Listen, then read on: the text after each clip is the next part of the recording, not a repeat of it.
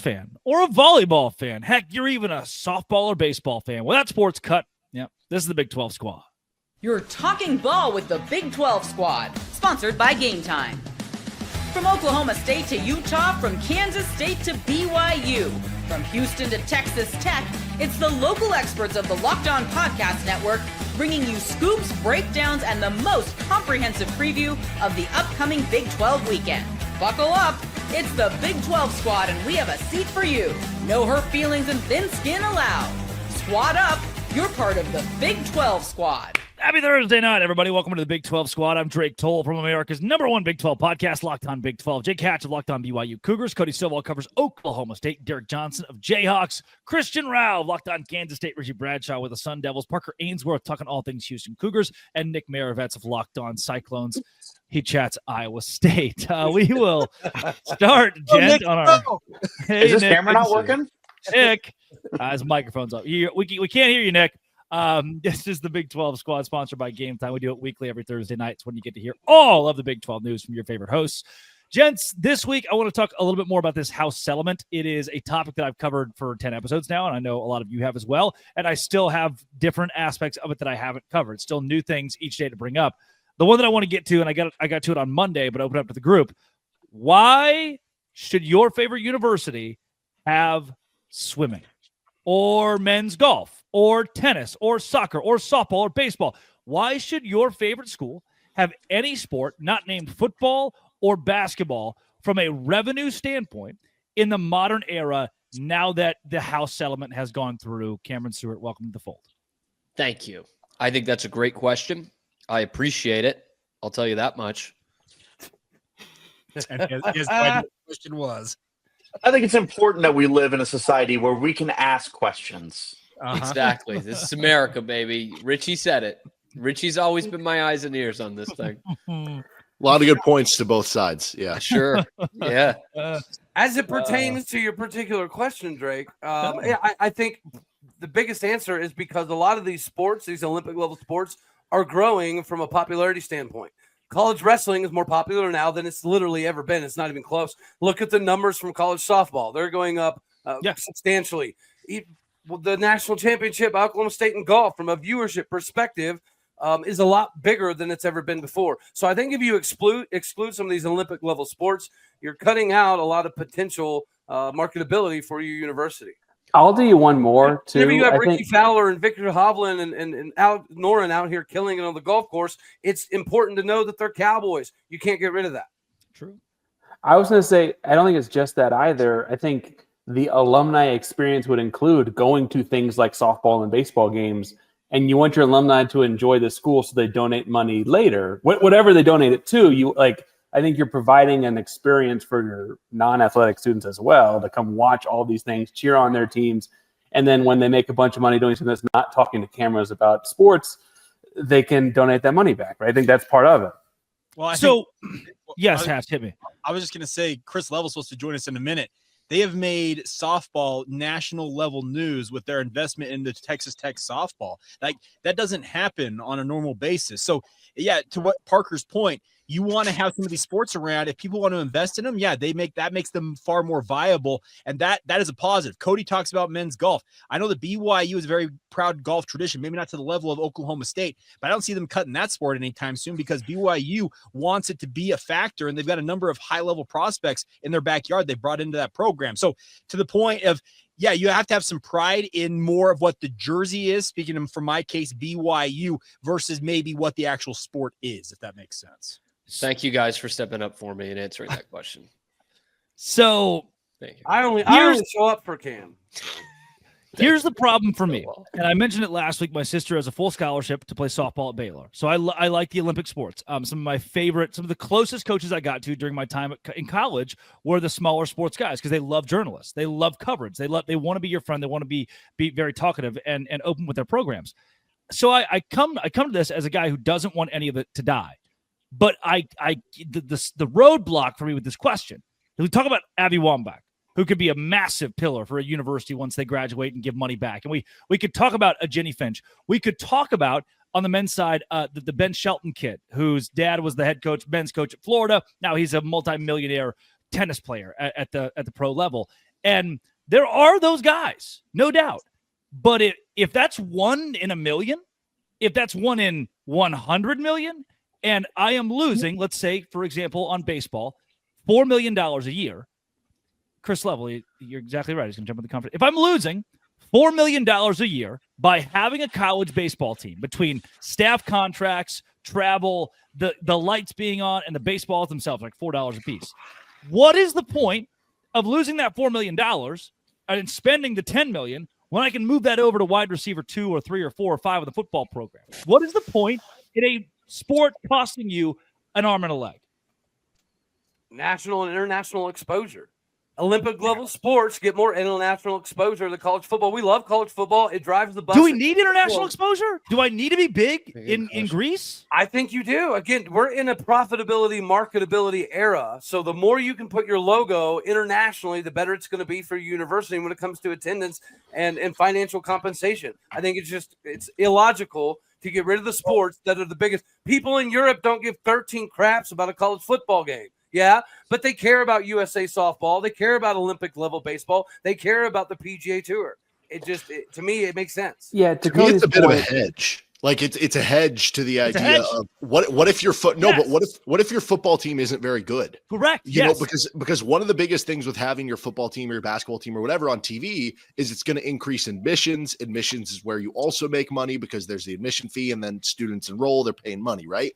Well, if you're not very good at football, then you have other ways to try to bring people in or maybe gather interest in some way. That would be one reason that I could think of in addition to, just trying to gain notoriety as a school.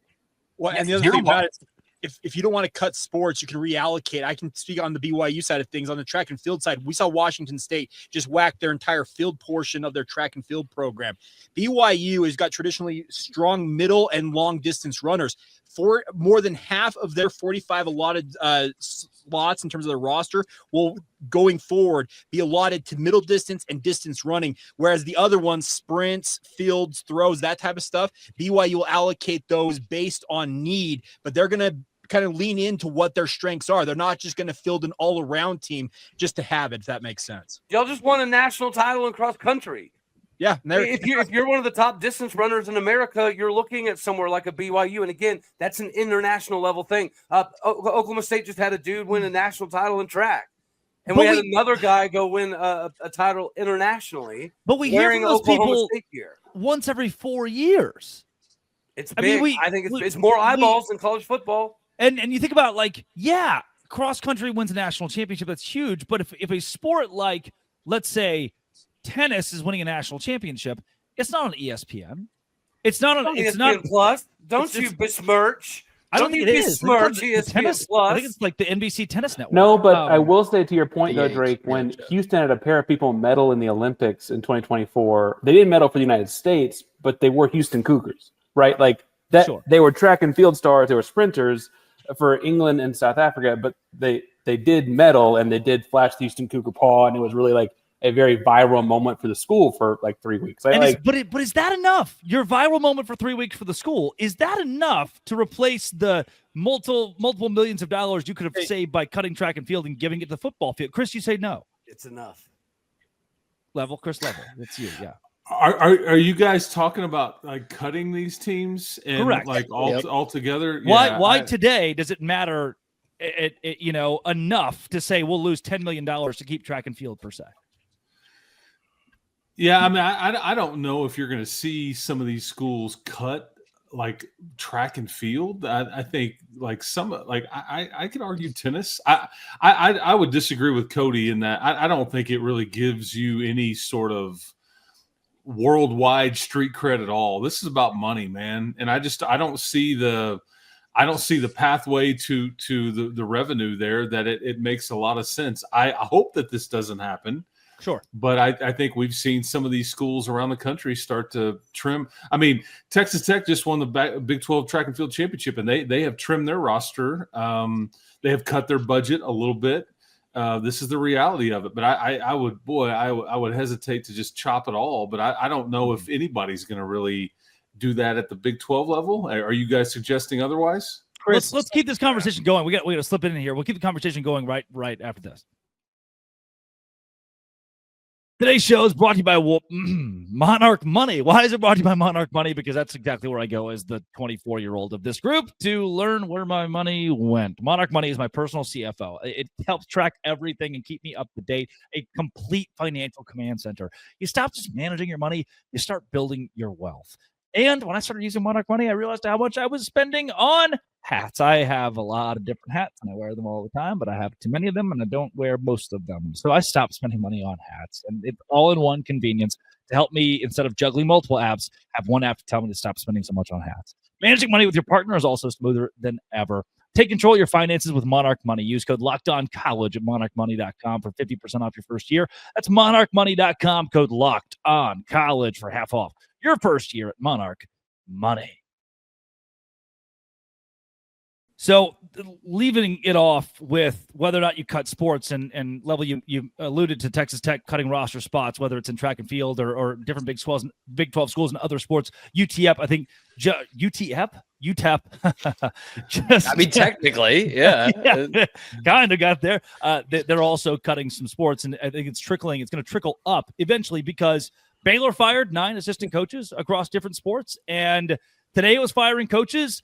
In my brain, in 2 years, it's firing entire programs because with inflation, the number you give your student athletes is only going to go. Like the women's tennis coach that got fired from Baylor, her salary is now going to Michael Trigg, the wide receiver. You know, not one-to-one, but that's in essence what we're doing here. So, Chris, my question for you is, we just saw Texas Tech, I already mentioned it, made national news with the investment they've made in softball. I mean, obviously, well-deserved in terms of the news that they made. But for you, from your perspective, watching Tech invest those millions into that, is that a passion project, or is that going to eventually lead to it being a revenue sport? Not a revenue sport. It very much is you've got a donor that his wife played softball here. And they are like very interested. I don't know where this goes a couple of 3 years from now, but they are passionate about it now. They're trying to set things up for this program. But again, how much does it move the needle? And I think that one, surprisingly to me, it moved the needle quite a bit nationally. Does that increase enrollment? Does that generate revenue? I don't necessarily know if it does. I think that a lot of the marketing and PR for your school it did create by playing in the World Series and making it to the final game and all those things. But I don't know if this is in any way, if you could say, you know what, we're going to take our money away from football or men's basketball and try to go in on baseball or softball or whatever. And we're going to, like I've heard some people suggest nationally, hey man, don't even worry about football. Just try to pick a sport and be really good at it. You can do it. I don't buy it. Well, we're still in the very early days of women's basketball not being a passion project. Yeah. Like we're still pretty early on in that. It took a long time. I know that was always the thing when Kim Mulkey was here. Argument like to that's me, not making revenue. That's the argument to me to invest in the things though, Cam. And I was waiting my turn a little bit, but like it just took Caitlin Clark.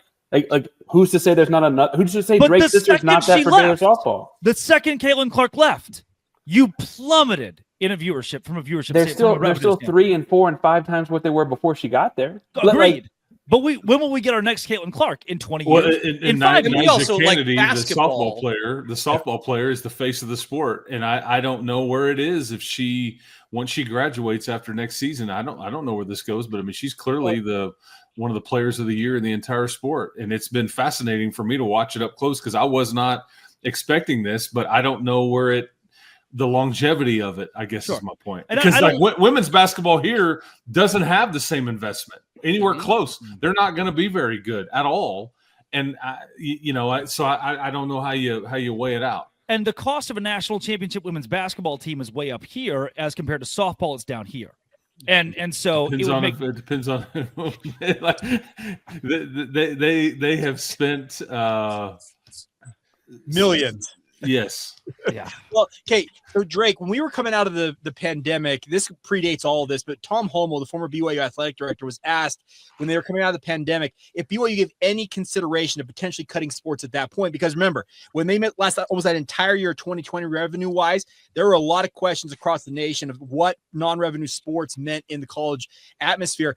And I vividly remember asking Tom Homo, did you ever consider that? He said, we never really considered cutting sports, but if we were to go back in time, we would have a completely different looking athletic department. Speaking of the actual sports BYU would have on the field, I feel like BYU, from their perspective, they've kind of made their bed with who they have, the sports that they are sponsoring. Yeah, Jake, how many do you have? How many varsity sports technically are on campus at BYU? Because I'd be willing to bet you guys have more than most of the other Big 12 schools. I want to say 21, which is higher than most. And yes, but Homo's point was, if they were to go back, I can think of 3 or 4 that wouldn't exist, and they probably would invest maybe in 1 or 2 others. Speaking of maybe like men's soccer, they'd probably have that versus maybe having like their tennis teams. Okay, so if we know that during COVID that BYU was in a spot where they were thinking like, oh man, maybe looking back, it would have behooved us. This is 10 times worse than COVID from a revenue standpoint, right? Yes. So now your athletic directors are all looking around going, okay, today we don't have to do this. In 3 years, they're looking the men's tennis coach in the eyes, looking the men's golf coach in the eyes and saying, why do we have you here? Because genuinely, the juice is not worth the squeeze. Again, I don't want to be the asshole, but I didn't do the settlement. I'm not. I wasn't the guy that put the house settlement through. It's by virtue of that where we sit. So the one thing I know about. Go ahead, Christian. I'll let you go. Now that we finally brought up like actual revenue sports like basketball, bringing in that international conversation again, is it important to have marketability year round for international? Because if you look at basketball, my school included, I know Derek's school included, they go after international players. Is that's something that you have to focus on, right? So no. I would disagree. Okay. And here's why I would disagree, because internationally, no one's looking at Kansas State and going, man, can't wait to play basketball there.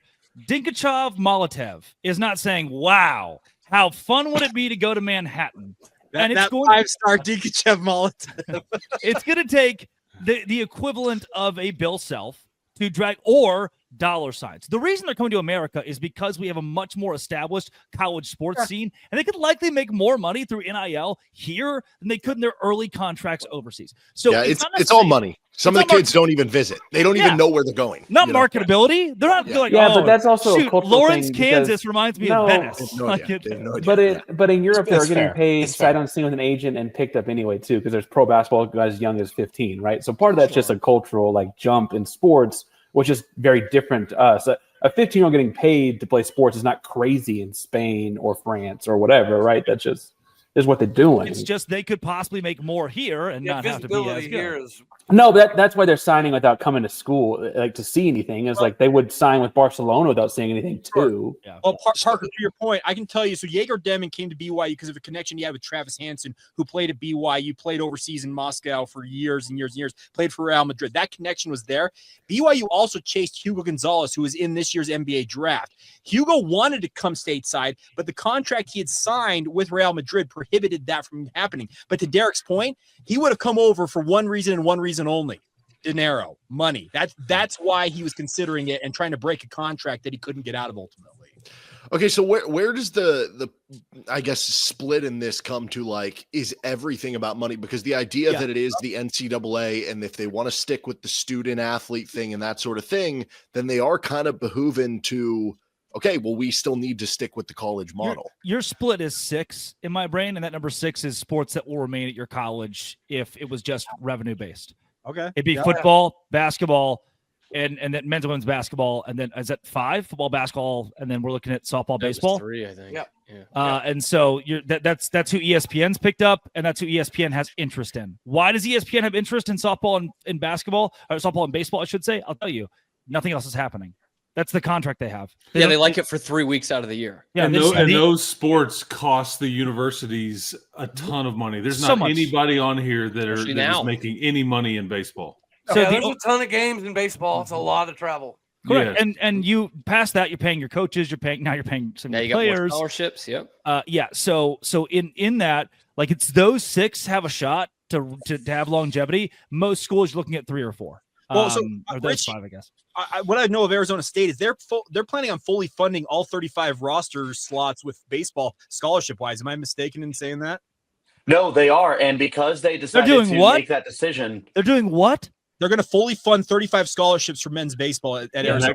That cuts into their increased salary it. cap. Have It fun. increased- When It is taking $2 million out of the salary cap. We are actually $18.5 million compared to the 20.5 that everybody else is at.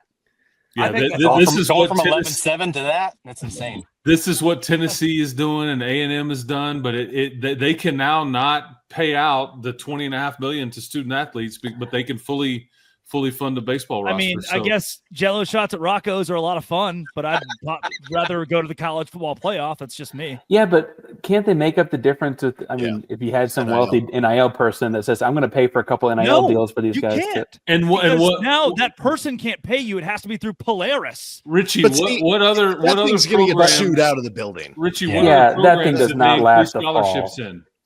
What's that, Chris? Richie, what other programs did they increase scholarships in? Because the way the Title IX aspect of this does work is that if they increase the baseball scholarships, they have to increase the female scholarships somewhere. I honestly could not tell you. Okay. I do know that another thing with the football program is they're up to 105. So essentially, we don't have any more slots for walk-on kids. Well, and that's it's all scholarship now. Yeah, so so they're going to go 105 scholarships. I'm expecting BYU at some point to go to that number. They're probably going to stick at 85 for the time being, but I think over the next 3 or 4 years, you'll see BYU increase. But the one thing I can speak from the BYU side of it is that they've gotten a half share in terms of their overall revenue share of speaking from the Big 12 media rights still the last 2 years. That's more money than BYU's ever seen as an athletic department. It's going to be more than a $12 million increase next year to their budget, and BYU already operates in the black. I'm telling you, if there's one school that I don't think is going to cut sports in the interim, it's going to be BYU, because they already are running it a pretty tight ship, and they're going to have even more money to throw at whatever they need to throw it at. All right, What's Jake, Nick you're think right. about Iowa State? Who else here? Coming up, let's hit Iowa State here in a second. This is the Big 12 squad. All right, what was that? New guy Nick. New guy Nick. Oh my gosh, no. Let's ask Nick about his baseball program. Okay, Nick, back to you. But to be fair, that was before any of this happened, right? Yeah, back in like the 2000s. Yeah, no doubt. And when They were ahead of the forgot who curve. brought up soccer. If you look at like just high school sports participation in the state of Texas, it is kind of criminal. There's only one Division I men's soccer program in the state of Texas too. What is It's it? SMU? Yeah, and it's crazy how many other schools come poach kids because there's just SMU in the state of Texas. Huh. That's a Title IX issue. Is the reason that is the case. BYU's got a club champion. They've won multiple national championships in men's soccer at the club level.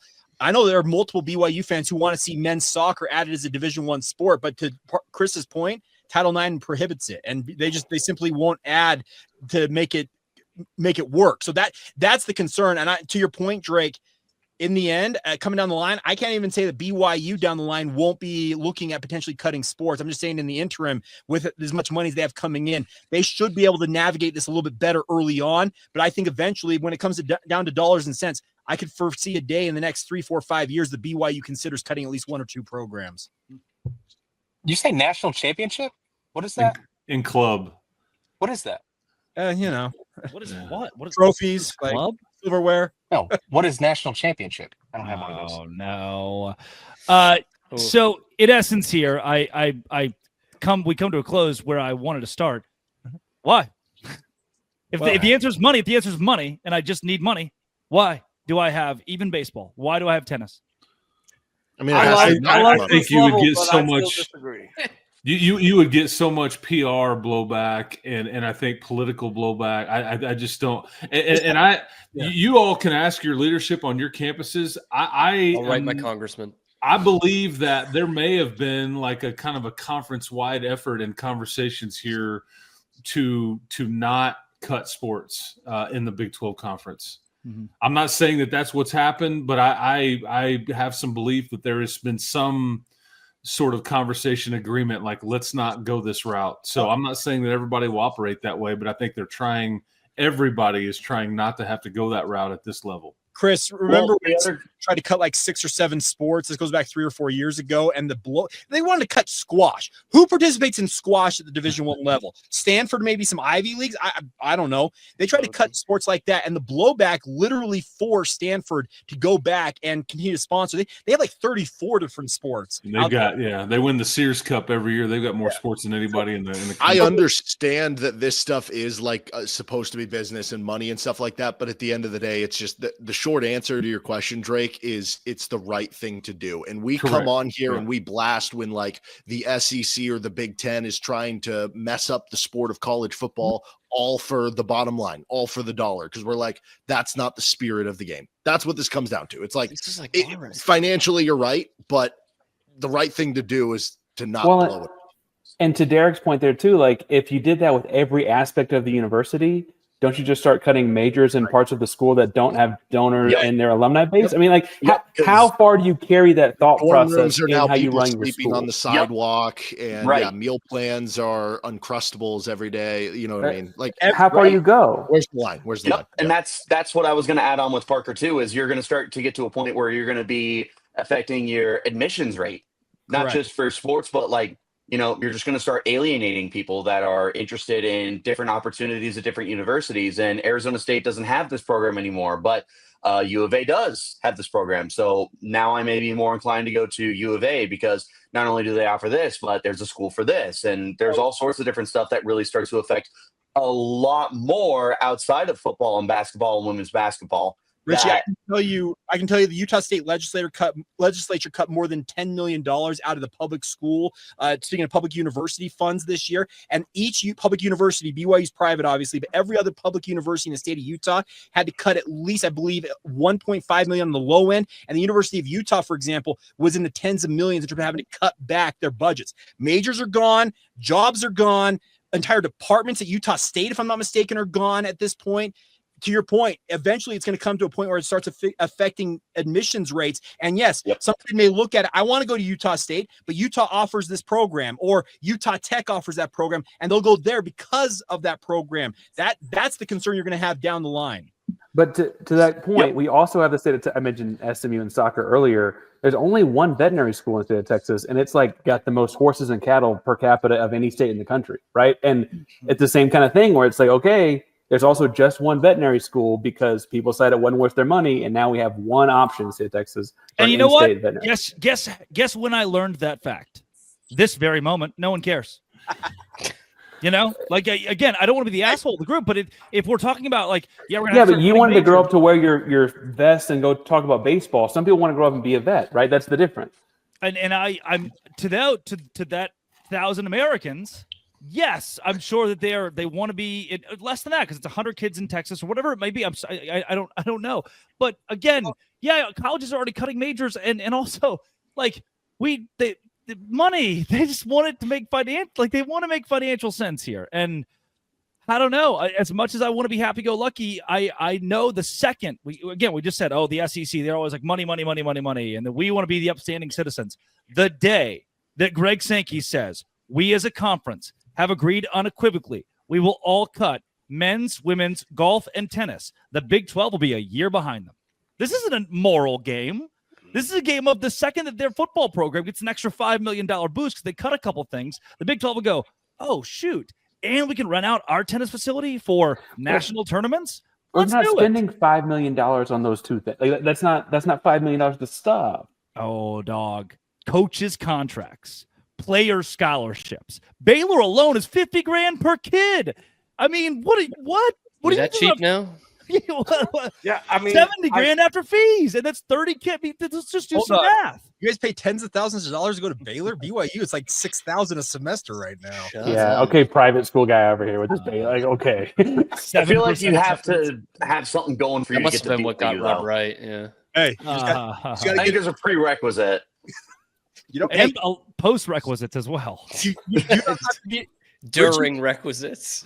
There we go. Yes. You don't have to be a member to come to BYU, Richie. I'm just saying.